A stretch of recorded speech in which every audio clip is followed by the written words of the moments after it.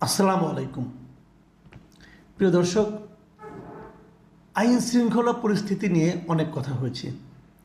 ঢাকা মহানগরের মধ্যে আমরা দেখেছি কয়েকদিন আগে উত্তরাতে প্রকাশ্যে কিভাবে একটা দম্পতিকে কুপানো হয়েছে। এটা নিয়ে নানা আলোচনা হয়েছে।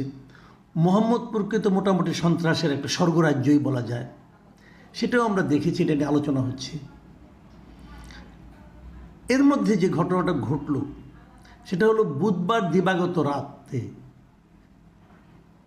মোহাম্মদপুরে দুর্বৃত্তদের ধরতে যেয়ে এই অপারেশন ডেভিল হান্ট যখন চলছে সেই সময়ে বন্দুক যুদ্ধে দুজন মারা গেছে।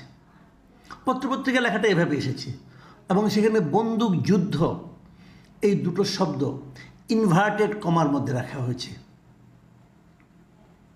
ইনভার্টেড কমা কেন? এটা আমরা আগেও করতাম, আগেও দেখেছি। আপনারা বিভিন্ন সময় দেখবেন, আগে বিশেষ করে শেখ হাসিনার শাসন আমল, সেই সময় দেখেছি আমরা, এই যখন ক্রস ফায়ারে মারা যেত সেটাকে বন্দুক যুদ্ধ বলা হতো এবং সেই বন্দুক যুদ্ধ দুদিকে ইনভার্টেড কমা দিয়ে, মানে ওনারা বলেছেন বন্দুক যুদ্ধ। যে সাংবাদিক লিখেছেন অথবা যে সংবাদ মাধ্যম এটাকে ছাপিয়েছেন, ওনারা এটাকে বন্দুক যুদ্ধ বলতে চান কিনা সেটা ক্লিয়ার না। যেহেতু যারা অভিযান পরিচালনা করেছেন তারা বলেছেন বন্দুক যুদ্ধ, এই জন্য এটাকে একটা ইনভার্টেড কমার মধ্যে রাখা হতো। সেটা নিয়ে অনেক আলোচনা হতো, অনেক বিশ্লেষণ হতো। সেটার আবারও নতুন করে প্রয়োগ আমরা দেখছি এই সরকারের আমলে। এবং আগের বন্দুক যুদ্ধটাকে সারা দুনিয়ার লোক বলতো যে এটা মানবাধিকার বিরোধী একটা কাজ। কী নামে ডাকবো এটাকে? আমরা অনেক নামে ডাকতে পারেন। আপনি ক্রস ফায়ার বলতে পারেন, বন্দুক যুদ্ধও বলতে পারেন, বিচার বহির্ভূত হত্যাকাণ্ডও বলতে পারেন। কেবল সম্ভবত হত্যাকাণ্ড বলা যাবে না, কারণ এটা বললে আপনি ফেঁসে যাবেন। তখন আপনাকে বলা হবে ভাই তুমি প্রমাণ করো এটা হত্যাকাণ্ড। কাজে ওইটা বলতে পারবেন না, নিজেরা আলাপ করতে পারবেন, কোনো সমস্যা নেই। এখন কিন্তু সেই জিনিসটি আবার রিপিট হচ্ছে কিন্তু এই আলোচনাটা উঠছে। কারা বলে উঠছে? ডক্টর ইউনূসের মতো লোক, যিনি শান্তিতে নোবেল পুরস্কার পেয়েছেন বলে আমরা গর্ব করি, সারা দুনিয়ার মানুষের কাছে বলি আমাদের একজন শান্তিতে নোবেল পুরস্কার প্রাপ্ত ব্যক্তি আছেন। এখন আরও গর্ব করে বলি তিনি আমাদের রাষ্ট্রের দায়িত্ব নিয়েছেন সরকার পরিচালনার। সেই গর্বটা যে আসলে যথাযথ কিনা এই প্রশ্নের মুখে ফেলার জন্য কি এই ঘটনাগুলি ঘটছে আমি জানি না এটি সত্য কিনা, কিন্তু ঘটনা তো ঘটছে। এবং এই ঘটনাগুলোকে ডক্টর ইউনূসকে, তার সরকারকে সম্মানিত করছে? আমার মনে হয় করছে না। এই বিষয়ে কি ডক্টর ইউনূস নিজে বুঝতে পারছেন? আমার এটা নিয়ে কিছুই মনে হয় না। বুঝতে পারছেন আমি এটা বলতে পারবো না, বুঝতে পারছেন না এটা বলতেও আমার খুব খারাপ লাগছে। দেখুন, ঘটনা ঘটার পরে যথারীতি একটা প্রেস রিলিজ পাওয়া গেছে। এবার যেহেতু অপারেশন ডেভিল হান্ট, এখানে তো সব বাহিনীর লোকজনই আছে। এখানে আন্তঃবাহিনী জনসংযোগ পরিদপ্তর মানে আইএসপিআর, তাদের পক্ষ থেকে একটা বিবৃতি দেওয়া হয়েছে বৃহস্পতিবার দিন। সেই বিবৃতিতে কি বলা হয়েছে? ওনারা একটা ঘটনা বর্ণনা দিয়েছেন, আমি আপনাদের সেটা পড়ে শোনাই। তারা লিখেছেন, ঢাকার মোহাম্মদপুরে চাঁদ উদ্যান এলাকায় ছিনতাইয়ের প্রস্তুতি নেওয়া হচ্ছে এমন তথ্যের ভিত্তিতে রাত আনুমানিক 12:30টার দিকে যৌথ বাহিনীর একটা টিম ঘটনাস্থলে অভিযান পরিচালনা করে।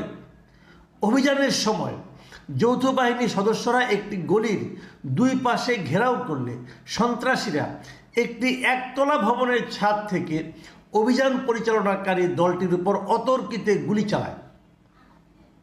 দলটি আত্মরক্ষার্থে তৎক্ষণাৎ পাল্টা ব্যবস্থা গ্রহণ করে এবং 5 জন সন্ত্রাসীকে অস্ত্রসহ আটক করতে সক্ষম হয়।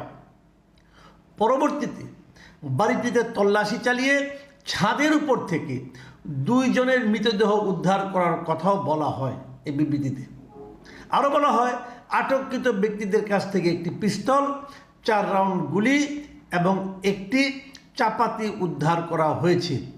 তাদের বিরুদ্ধে আইনানুগ ব্যবস্থা নেওয়ার জন্য মোহাম্মদপুর থানায় হস্তান্তর করা হয়েছে। এবং বিবৃতিতে আরও কি বলা হয়, আরও যেটা বলা হয়, জনগণের জানমালের নিরাপত্তা রক্ষার্থে এই ধরনের অভিযান অব্যাহত থাকবে। এই যে কথাগুলি বললাম আমি, হাসিনা আমলে যখন এই ধরনের কোনো ঘটনা ঘটত, বন্দুক যুদ্ধে দুর্বৃত্তরা মারা যেত, যারা অভিযান পড়েছে বন্দুক যুদ্ধ মানে কি দুই দিক দিয়ে গুলি হয়েছে, কিন্তু সেইগুলিতে অপরাধীরা মারা যেত, আর কেউ মারা যেত না, আর কেউ আহত হতো না। এই ঘটনাগুলো যখন ঘটতো তখনও আমরা এরকম বিবৃতি দেখতে পেতাম। আমি বিবৃতির কোনো শব্দের সঙ্গে কোনো ধরনের অবিশ্বাস করছি না, তো ওনারা বিবৃতি লিখেছেন, সত্য কথাই নিশ্চয়ই লিখবেন, কিন্তু জনগণের মনে কি ধারণা পৌঁছায়। দেখুন, মোহাম্মদপুরের এই ঘটনা, আমি মোহাম্মদপুরে অনেক লোকের সঙ্গে কথা বলেছি এবং বিভিন্ন জায়গায় দেখছিও, অনেকে কিন্তু খুশিও হয়েছেন, কারণ মোহাম্মদপুরে যা চলছে তার একটা প্রতিকার হওয়ার জন্য এরকম একটা ঘটনা হওয়াতে কিছুটা প্রতিকার হবে বলে অনেকে মনেও করছেন। সেটা একটা কথা, কিন্তু সেটা কি আইনের কথা? এই জায়গাটাতে আমার কথা, সেটা কি আইনের কথা?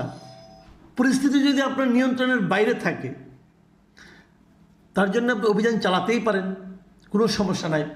কিন্তু আপনি যদি একদম বুঝেও যান যে এই লোকটাই ছিনতাইয়ের জন্য দায়ী, এই লোকটাই এখানে অপরাধ করে বেড়ায়, তারপরেও কি তাকে আপনি গুলি করে মেরে ফেলতে পারেন? পারেন না।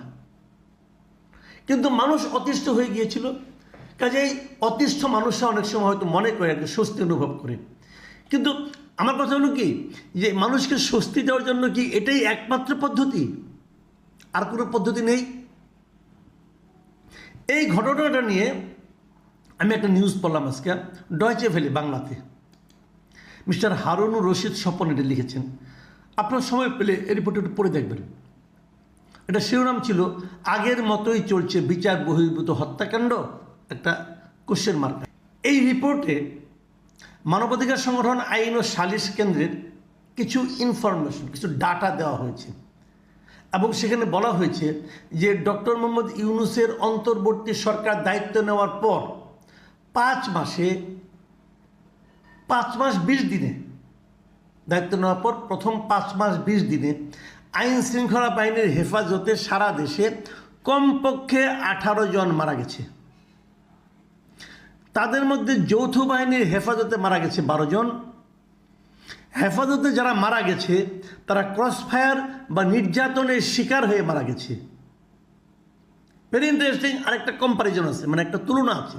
সেই তুলনা কি, এই 5 মাসে আইন শৃঙ্খলা বাহিনীর হেফাজতে 18 জন মারা গেলেও 2024 সালে 12 মাসে মারা গেছে মাত্র 21 জন। মানে 2024 সালে এরকম আইন শৃঙ্খলা বাহিনীর হেফাজতে 12 মাসে, পুরো 1 বছরে মারা গেছে 21 জন। আর এই সরকার দায়িত্ব নেওয়ার পর এই 5 মাসে মারা গেছে, 5 মাস 20 দিনে মারা গেছে 18 জন। পরিস্থিতির কি ড্রামাটিক কোনো চেঞ্জ হয়েছে? অসাধারণ কোনো ভালো অবস্থায় আমরা আসতে পেরেছি? আমি জানি এটা নিয়ে অনেক হিসাব হবে, একে অন্যকে দায়ী করা হবে, কিন্তু আমরা কাকে দায়ী করব? দেখুন, এই যে আমাদের এইবার একটা গুম কমিশন করা হয়েছিল, যে গুমের হিসাব যারা নিয়ে এসেছিল, এই কমিশনের একজন সদস্য নূর খান। এই নূর খান সাহেব, উনি মানবাধিকার কর্মী এবং উনি খুব, আমি তাকে ব্যক্তিগতভাবে খুব পছন্দ করি। ওনাকে ডয়চে ভেলে জিজ্ঞাসা করেছিল এই ঘটনাটা নিয়ে। উনি কি বলেছেন শুনেন। তিনি বলেছেন যে আমরা আবার ক্রসফায়ারের বা বন্দুক যুদ্ধের সেই পুরনো গল্প শুনতে পাচ্ছি। মাইন্ড ইট, পুরনো গল্প। তার মানে উনি কাকে বলছেন গল্প? এই যে বিবৃতিগুলো আসছে মানে সরকারের পক্ষ থেকে, এটাকে উনি পুরনো গল্প বলছেন। একইভাবে আগের মতোই বিচার বহির্ভূত হত্যাকাণ্ড চলছে। গত 5-5.5 মাসের যে চিত্র, তা মেনে নেওয়া যায় না। এই অন্তর্বর্তী সরকারের সময় এটা আমরা আশা করিনি। আমাদের একজন স্বরাষ্ট্র উপদেষ্টা আছেন, ওনার সম্পর্কে দুটো কথা বলে আমি আমার বক্তব্যটা শেষ করব। ওনার সম্পর্কে কেন বলবো? ওনার সম্পর্কে বলবো এই কারণে যে এইগুলো দেখার দায়িত্ব আসলে ওনার মন্ত্রণালয়ের। উনি যে মন্ত্রণালয়ের স্বরাষ্ট্র উপদেষ্টা, সেই মন্ত্রণালয়েরই দায়িত্ব হলো এই বিষয়গুলো দেখা। তো উনি কি দেখেন, উনি কি কোনো কাজে লাগেন আমাদের? সন্দেহ নাই ওনার বয়স হয়েছে। আমি হঠাৎ করে আজকে সোশ্যাল মিডিয়া একটা ফটো কার্ডের মতো দেখলাম, সেখানে যে জিনিসটা দেখলাম সেটা আপনাদেরকে দেখাচ্ছি। ওখানে কয়েকটা ছবি আছে, কয়েকটা বস্তুর ছবি আছে, আর একজন ব্যক্তির ছবি আছে। বস্তুর ছবিগুলি দিয়ে বলা হয়েছে, আপনারা দেখুন যে এগুলো গুরুত্বপূর্ণ জিনিস বানানো হয়েছে, বাট এগুলি কোনো কাজে লাগে না। দেখুন কাজে লাগে কিনা, এটা দিয়ে কিছু কাজ করতে পারবেন? পারবেন না। এবং পাশে এই স্বরাষ্ট্র উপদেষ্টার ছবিটা দেওয়া হয়েছে।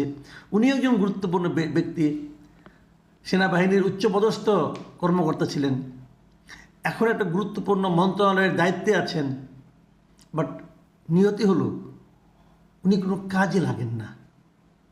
ওনার কাছ থেকে আমরা কোনো কাজ পাচ্ছি না। প্রিয় দর্শক, এখন এই পর্যন্তই। আল্লাহ হাফিজ।